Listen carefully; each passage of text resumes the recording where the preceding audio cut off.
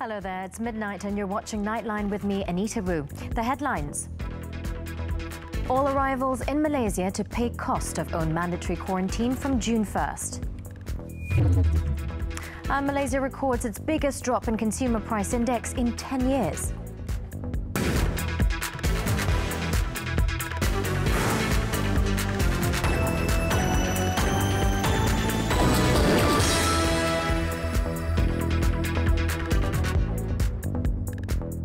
We begin with our headlining story. Malaysians returning from abroad and placed under compulsory quarantine will have to pay 50% of the hotel accommodation cost beginning June 1st. National Security Council's Senior Minister for Security Cluster, Datuk Seri Ismail Sabri Yaakob, said this, adding that the government would bear the other half. Permanent residents and foreigners, meanwhile, will be required to pay the hotel charges in full.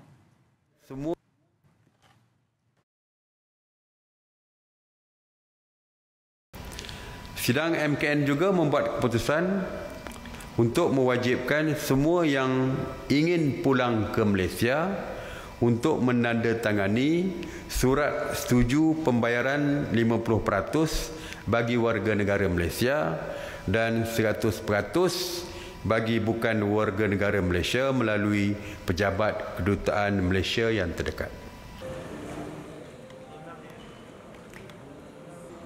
The Immigration Department, he said, had also issued instructions to all airline companies to include the agreement letter as a condition before a passenger is allowed to depart and enter the country. Datuk Seri Ismail Sabri said there have been cases in the past involving several permanent resident pass holders who are married to Malaysians and refused to pay the cost for hotel accommodation during quarantine. He said the agreement letter would ensure that there is no misunderstanding regarding the issue.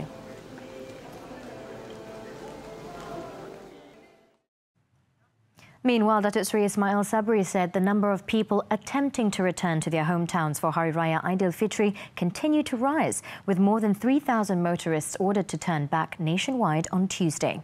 He said this showed that Malaysians were still trying to sneak back to their hometowns for Hari Raya Aidilfitri, despite numerous warnings from the government that interstate travel is still not allowed. Daripada 1,000 lebih yang kita anggap tinggi semalam, hari ini 3,200 lebih. Bermakna yang berminat nak balik kampung ni masih lagi ramai dan cuba untuk melepaskan daripada Sekatan Jalan Raya. Setakat ini pihak polis tegas dan tidak membenarkan sesiapa pun untuk merantasi negeri. On Tuesday, 3,212 vehicles were turned back by the police because the drivers and passengers could not come up with a legitimate excuse for wanting to cross state borders. That was an increase of 1,579 over Monday's total of 1,633.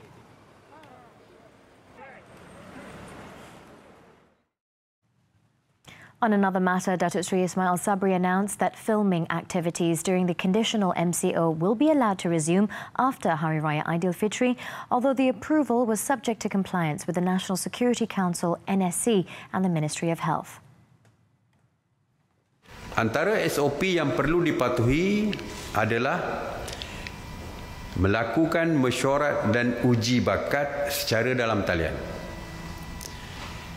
Yang keduanya, mengemukakan rekod perjalanan semua tenaga produksi dan artis bagi tempoh 4 minggu sebelum penggambaran dan memastikan tidak lebih daripada 20 orang terlibat di dalam setiap sesi penggambaran. In addition, Datuk Seri Ismail Sabri added that buffet food service was not allowed and food for the crew must be provided in packets. Hairdressers and makeup artists will be required to wear face masks and face shields and perform hand washing before and after their makeup sessions. He reiterated that permission is only granted for filming, drama and advertising. Meanwhile, he said theatre and live performances that involve crowds are still not allowed for the time being.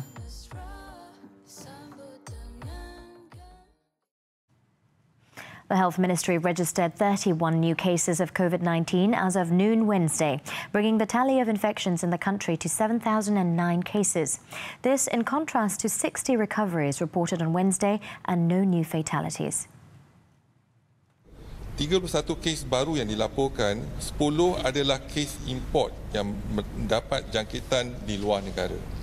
Manakala 21 kes adalah penularan tempatan, di mana 10 kes adalah bukan warga negara.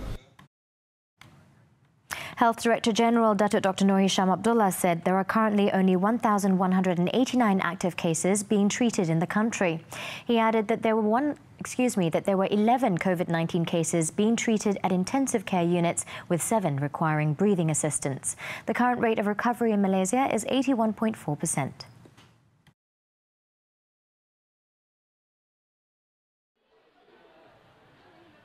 Meanwhile, several Selangor districts have been reclassified as COVID-19 yellow zones following a decrease in active cases. According to the Selangor Task Force COVID-19 STFC Facebook page, with Hulu Bernam and Hulu Yam now in the green, a total of 32 mukims in the state are now classified as official green zones. Meanwhile, the district of Petaling turned from red to yellow following a drop in active cases, while Kuala Selangor was redesignated from green to yellow after 4 mukims recorded active COVID-19 cases. Active cases in Selangor are currently concentrated in Gombak, Klang, Kuala Selangor, Hulu Selangor, Sepang and Sabak Bernam. Assalamualaikum dan salam sejahtera. Apa khabar semua? Saya ingin mengingatkan 3 perkara untuk kita amalkan sebagai normal baru dalam kehidupan seharian kita. Pertama, amalkan penjarakan sosial. Pastikan jarak antara anda dan individu berdekatan adalah sekurang-kurangnya 1 meter. Kedua, keraplah membasuh tangan. Membasuh tangan dengan sabun ataupun gunakan hand sanitizer apabila kita berada di luar. Kurangkan menyentuh muka, terutamanya di kawasan mulut dan mata. Ketiga, pakai pelitup mulut dan hidung ataupun face mask apabila berada di tempat awam dan apabila mempunyai gejala demam, batuk dan sesama. Kuasa ada di tangan anda. Marilah bersama-sama pastikan Malaysia bergerak ke arah bebas COVID-19. Disiplin diri anda. Ikuti saranan Kementerian Kesihatan Malaysia.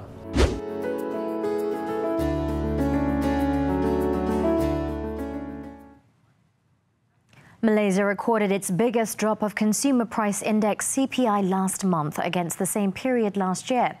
The Statistics Department said for April this year, the CPI dropped to 2.9% to 117.6 against 121.1 in the same month last year.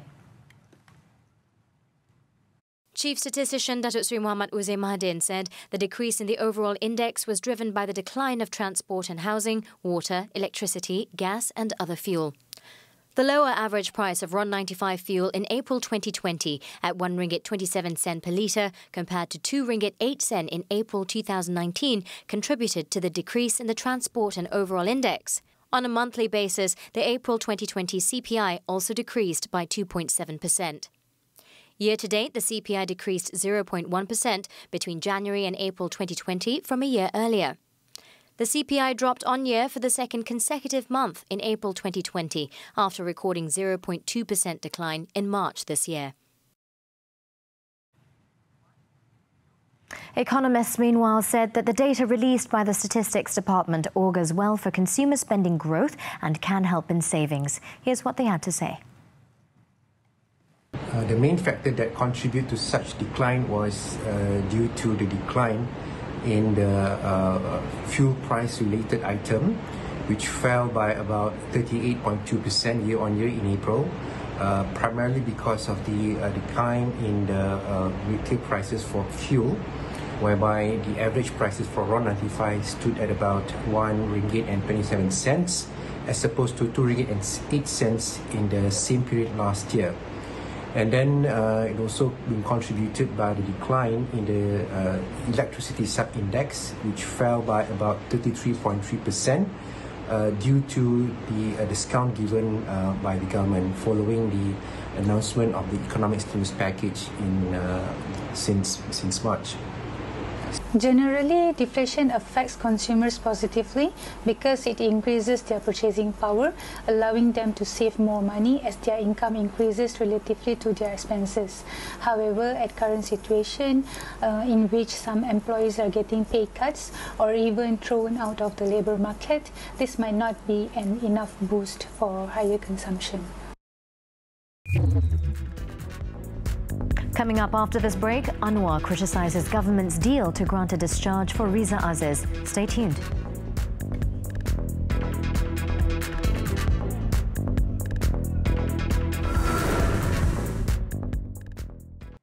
Welcome back. Still on Nightline. Datuk Seri Anwar Ibrahim questioned the government's deal to grant a discharge not amounting to an acquittal to Datuk Seri Najib Razak's stepson, Riza Shariz Abdul Aziz, on money laundering charges related to the One Malaysia Development Berhad 1MDB scandal. He said such a plea deal would send the wrong message when it comes to other corruption cases. Datuk Seri Anwar added that the law must be enforced equally on everyone, irrespective of their political standing. The decision to grant a discharge not amounting to acquittal to Riza Aziz came about after the government struck a deal in return for recovering foreign assets linked to 1MDB, estimated to be at 465.3 million ringgit. Riza was charged with 5 counts of receiving proceeds of unlawful activity amounting to 1.08 billion ringgit linked to 1MDB between April 2011 and November 2012.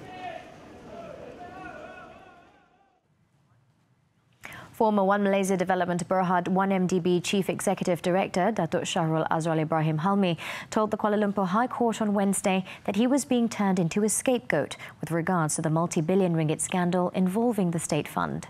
He said this when cross-examined by Datuk Seri Najib Razak's lawyer, Tan Sri Muhammad Shafi Abdullah, mentioning that he was summoned by the PAC to testify on 1MDB and the Petro-Saudi International Joint Venture, as the bipartisan committee wanted to inquire about payments made to the oil company. When asked by Tan Sri Shafi about his reluctance to provide PAC with the documents needed for its inquiry, Datuk Syahrul Azrul said he disagreed. The court also heard on Wednesday that one of the investment fund's directors at the time was a business partner of Loh Teck Joe's father, Loh Hock Peng. Tan Sri Shafi said this when cross-examining the former 1MDB CEO on his knowledge of Ong Kim Huat's background before the latter's appointment to the board in 2010. Datuk Seri Najib is currently standing trial for 25 charges of money laundering and abuse of power over alleged 1MDB funds amounting to 2.28 billion ringgit between 2011 and 2014. The hearing before Judge Colin Lawrence Sekera continues on Thursday. Now on the alleged tampering with the 1MDB final audit report. The Kuala Lumpur High Court set 15 days beginning June 15th to resume the trial of Datuk Seri Najib and 1MDB former Chief Executive Officer Arul Kanda Kandasamy. Judge Muhammad Zaini Mazlan fixed the dates June 15th to 18th, July 27th to 30th, August 10th to 13th and August 24th to 26th when the case came up for mention on Wednesday. The judge reminded the prosecution to prepare the witness statements at least 1 week prior to the trial. According to the prosecution, the defence had yet to cross-examine 5 witnesses, while there are 20 more witnesses yet to be called to testify. So far, 7 prosecution witnesses have testified, including former Auditor General Tan Sri Amrin Buang and former Chief Secretary to the Government Tan Sri Ali Hamzah. The former Prime Minister is charged with using his position to order amendments to the 1MDB final audit report before it was presented to the Public Accounts Committee, PAC, to avoid any action being taken against him. Whereas Arul Kanda is charged with abetting Datuk Seri Najib in making the amendments to the report to protect the latter from being subjected to action. Datuk Seri Najib and Arul Kanda were charged under the Malaysian Anti-Corruption Commission Act 2009, which provides a jail term of up to 20 years and a fine of no less than 5 times the amount of gratification, or 10,000 ringgit, whichever higher upon conviction. On June 16th, Tan Sri Muhammad Isa Abdul Samad will know whether he has a case to answer on a criminal breach of trust CBT charge and 9 corruption charges involving 3 million ringgit. The charges involve the purchase of Merdeka Palace Hotel and Suites. Kuala Lumpur High Court Judge Muhammad Nazlan Muhammad Ghazali will decide at 10 a.m. on that day whether the former Felder chairman has to enter his defence. The court earlier on Wednesday heard arguments by Deputy Public Prosecutor Afzai Nizam Abdul Aziz and Counsel Datuk Salihuddin Saidin, who is representing Tan Sri Muhammad Isa. On January 14th, the prosecution closed its case after 15 days of hearing, with 22 witnesses called to testify. On December 14th last year, Tan Sri Isa pleaded not guilty to one count of CBT by approving the purchase of Merdeka Palace Hotel without approval from Felda Board of Directors. The former UMNO Vice President also faces 9 counts of corruption, totaling more than 3 million ringgit between 2014 and 2015. The charges were made under the Malaysian Anti-Corruption Commission Act, which provides a jail term of not exceeding 20 years and a fine of at least 5 times the bribe amount, or 10,000 ringgit, whichever is higher upon conviction. In Selangor, police are investigating the case of a female food delivery rider assaulted by a man at Bandar Puteri, Puchong on Monday. 2 videos of the incident that have gone viral in social media since yesterday showed footage of a man kicking the woman several times. The rider, who tried to avoid the man's attack, fell on the road at one point, got up quickly, but only to have the attacker continue lunging at her. In a second video, another unidentified man took a video of the attacker, alleging that he had kicked the delivery rider and was trying to escape. According to Serdang Police Chief ACP Ismadi Borhan, the probe was launched after police received a report on the case. Both the rider and the man have been called in to give their statements to the police, and the case is currently being probed for voluntarily causing hurt. Kuala Lumpur police are on the hunt for 2 suspects involved in a reckless driving incident at Jalan Genting Klang, which was caught on camera. In the viral video, a traffic policeman is seen attempting to stop the car from speeding away on a jam-packed road. The 2 men in the car had earlier run a red light, forcing the policeman to chase after them on his motorcycle. Slow-moving traffic allowed the policeman to chase the car on foot and fire shots at the car's front wheel on its right side to force it to stop. However, the driver ploughed through traffic as it headed towards the Duke Highway, where it crashed into a road divider and was abandoned. Police personnel then searched the car and found a packet of drugs believed to be shabu. Initial probe revealed that the car is registered to a woman in Johor and that it had not been reported stolen.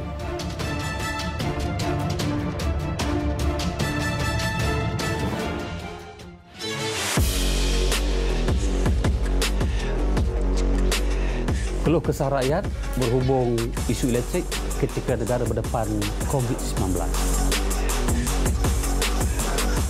Saya akan merungkai segala persoalan anda. Bersama Menteri Tenaga dan Sumber Asli Datuk Samsul Anwar Nasarah dan saya Azwaliza Azman, hanya di Eksklusif TV3.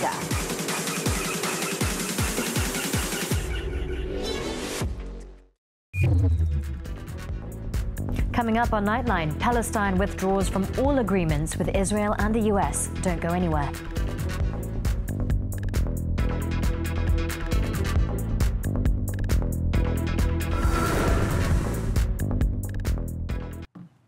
We're back with the foreign front. A powerful cyclone slammed ashore Wednesday, bringing heavy rains and winds along the coastline of India and Bangladesh, where more than 2.6 million people fled to shelters in a frantic evacuation made all the more challenging by the coronavirus pandemic. Cyclone Amphan, an equivalent of a Category 3 hurricane, was packing winds of up to 185 kilometers per hour and maximum gusts of 190 kilometers per hour. Authorities warned it could wreak extensive damage to flimsy houses, and the storm surge may push seawater 25 kilometers inland, flooding cities including Kolkata. The cyclone began to make landfall Wednesday afternoon between West Bengal and Hatia Islands in Bangladesh, and the eye of the storm is likely to pass through the Sundarbans before moving further into Bangladesh on Thursday. Amphan is the first supercyclonic storm in the Bay of Bengal since the 1999 supercyclone that killed more than 9,000 people. Palestinian President Mahmoud Abbas announced on Tuesday that his administration considers all agreements signed with Israel and the United States null and void. This after Israel declared it would annex parts of the occupied West Bank. Abbas angrily declared it free of its commitments under the Oslo peace process, including security understandings that have protected Israelis and preserved the authorities' political hold over the occupied West Bank. على سلطة الاحتلال الإسرائيلي ابتداء من الآن أن تتحمل جميع المسؤوليات والالتزامات أمام المجتمع الدولي. ليش؟ كقوة احتلال في أرض دولة فلسطين المحتلة وبكل ما يترتب على ذلك من آثار وتبعات وتداعيات. Abbas made the announcement during an emergency meeting held in Ramallah to discuss the Israeli plans. During his address, which was broadcasted on Palestinian television, Abbas also said he was still ready to negotiate with Israel and remains committed to ending the conflict on the basis of a two-state solution.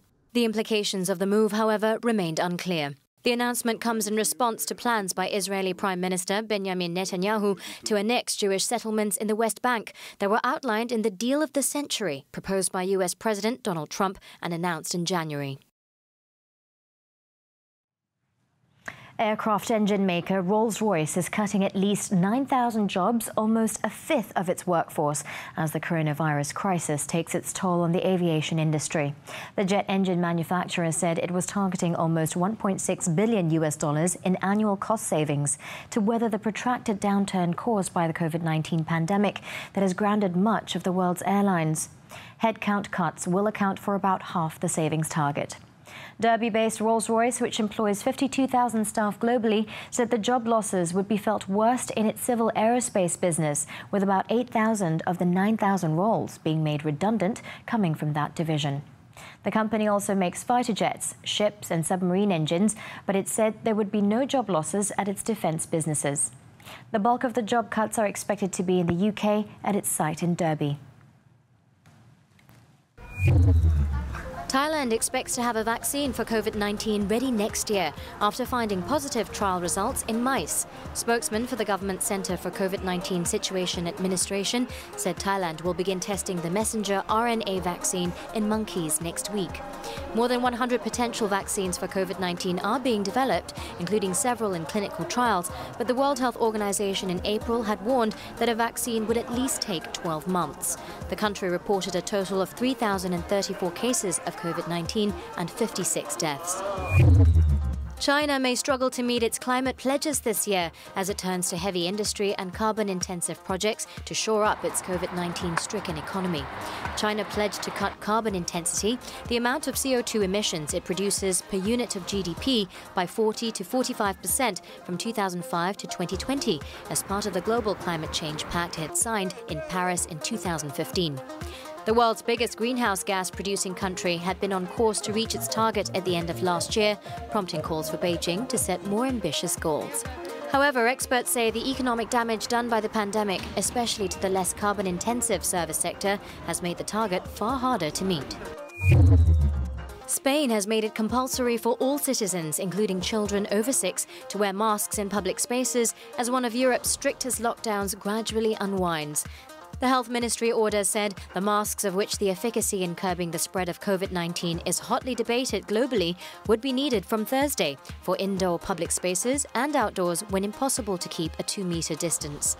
Spain has suffered 27,778 deaths and has 232,037 cases of the COVID-19 disease.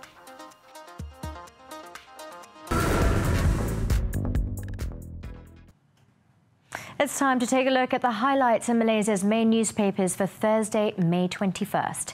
The New Straits Times highlights the drastic increase in vehicles attempting to Balik Kampung.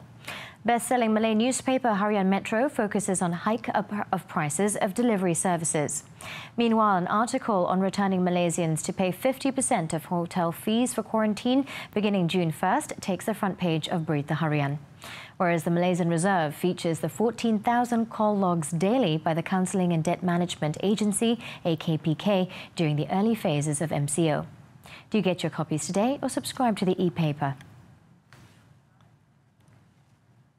France has tiptoed out of its strict coronavirus lockdown on Monday, allowing non-essential shops, factories and other businesses to reopen for the first time in 8 weeks to help resuscitate the economy. However, despite lifting the restrictions, the capital's La Défense remains largely deserted as wary Parisians keep clear of the business district. Let's have a look as we wrap up Nightline this time around. With that, I'm Minnie Tiwu. Thank you for watching, and to our Muslim viewers, Selamat Bersahur.